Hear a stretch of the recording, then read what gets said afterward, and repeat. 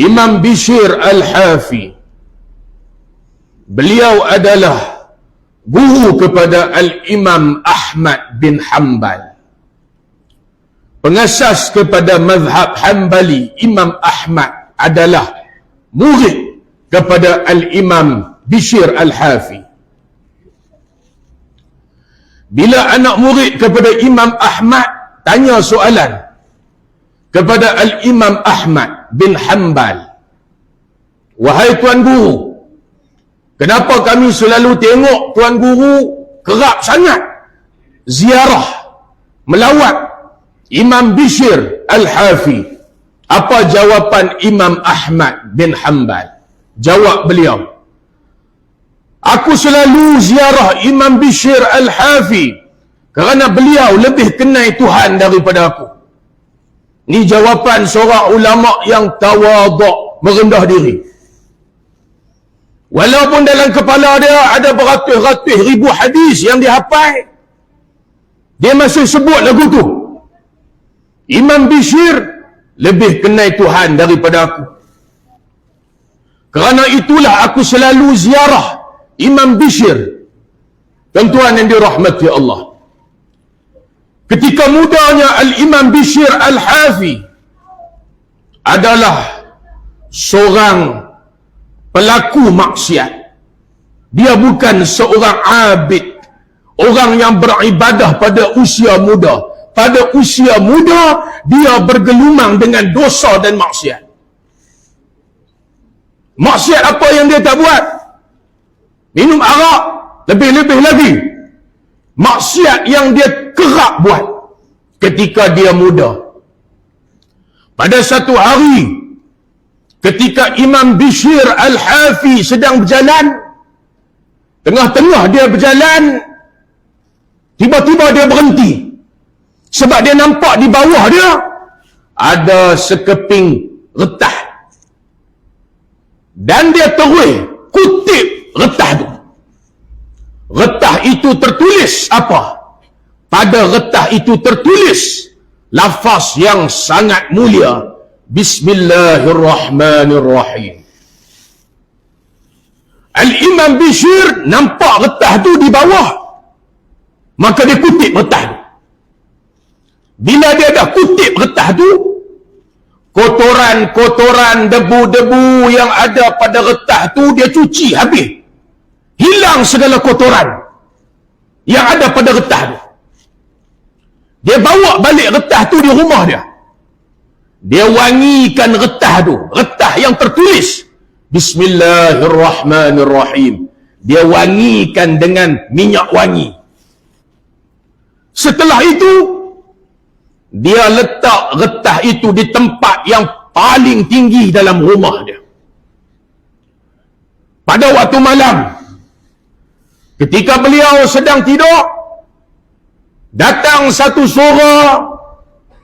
Ketika beliau sedang tidur, datang satu suara berkata, "Wahai Bishr, engkau telah membersihkan kalimah aku, maka aku akan bersihkan diri engkau. Engkau telah mewangikan kalimah aku, aku akan mewangikan diri engkau. Engkau telah meninggikan kalimah aku akan tinggikan martabat engkau. Aku akan tinggikan kedudukan engkau." Bangun daripada tidur, apa berlaku kepada Al-Imam Bishr Al-Hafi? Apa yang berlaku? Beliau bertaubat dengan sebenar-benar taubat, meninggalkan segala dosa dan maksiat, duduk dalam majlis-majlis ilmu, tak tinggal majlis-majlis ilmu, berdamping dengan tuan-tuan guru, menambahkan amal-amal soleh, sehinggalah beliau menjadi seorang ulama yang hebat, sehinggalah beliau menjadi di kalangan al-arif billah, di kalangan wali Allah, Al-Imam Bishr Al-Hafi, sehinggalah Imam Ahmad bin Hanbal menjadi anak murid beliau. Muslimin yang dirahmati Allah, bila sebut nama Al-Imam Bishr Al-Hafi pada satu hari, ditanyakan soalan kepada beliau oleh anak-anak murid dia. Anak-anak murid dia tanya soalan, anna qauman yata'abbaduna fi Ramadan wa yajtahiduna fil a'mal fa idhan salakha taraku. Satu hari anak-anak murid kepada Imam Bishr tanya dia, wahai tuan guru, ada satu kaum yang bila masuk Ramadan ulun beribadah, sungguh-sungguh buat ibadah, ulun sungguh buat amal soleh, fa idzan salakha taraku, bila Ramadan pergi meninggalkan dia, bila Ramadan keluar meninggalkan dia, taraku, segala amal soleh yang dia buat semua dia tinggal belakang. Orang macam ni apa cerita? Mereka tanya Imam Bishr Al-Hafi, masuk Ramadan pulun buat ibadah, sungguh-sungguh buat amal soleh, keluar pada Ramadan segala ibadah amal soleh yang dia buat semua dia tinggal. Jawab Imam Bishr Al-Hafi, kata beliau, bi'sal qaum qaumun la ya'rifun Allah illa fi Ramadan. Seburuk-buruk kaum yang tak kenal Tuhan, melainkan dia hanya kenal Tuhan dalam bulan Ramadan. Itulah disebut seburuk-buruk kaum. Wal'iyadhu billah.